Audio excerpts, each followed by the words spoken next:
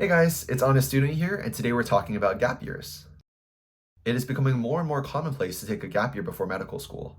In fact, over 90% of my class took at least one gap year before starting medical school. From the people I've spoken with, I think there are four main reasons why people take a gap year before medical school. Number one, they don't think that their application is competitive enough. I think part of the reason why medical school is becoming more and more competitive is because more and more people are starting to take gap years. This means that there's a higher level of clinical experience and knowledge expected in incoming medical students, and this can be difficult to accumulate while still in college.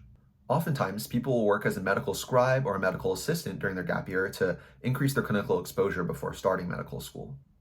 Reason number two, they aren't sure that medicine is the right path for them, at least yet.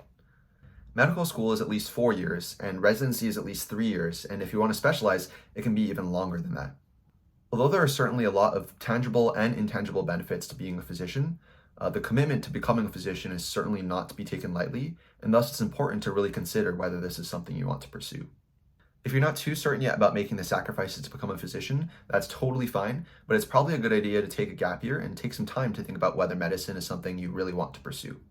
Reason number three, they might not be financially ready for medical school. Students may be still paying off loans from undergraduate studies, and they may not have enough funds to get through medical school without accumulating a large amount of debt. The White Coat Investor's Guide for Students recommends that you shouldn't apply to medical school with a debt-to-income ratio greater than 3. And if you don't know what that means, feel free to check out the description below. Number four, they might feel burnt out. Before starting medical school, a lot of medical students have told me that medical school is like drinking water from a fire hose. And if you're already kind of burnt out from undergraduate studies, it might be a little difficult to dive directly into that. I think you should only apply to medical school if you're really excited about it.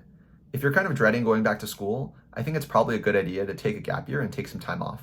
In conclusion, there is no single correct way to medical school. I have some friends who took over a decade of gap years and pursued other careers before starting medical school. I also have some other friends like me who started medical school directly after finishing their undergraduate studies. I want to encourage you to think about what would be best for you. There is absolutely no rush to go to medical school, and if you think you want to take a gap year, by all means, please take one. On the other hand, if you're feeling super excited about medical school and your mentors think that your application looks ready to go, feel free to apply to medical school directly. I really hope this video was helpful, and thank you for watching.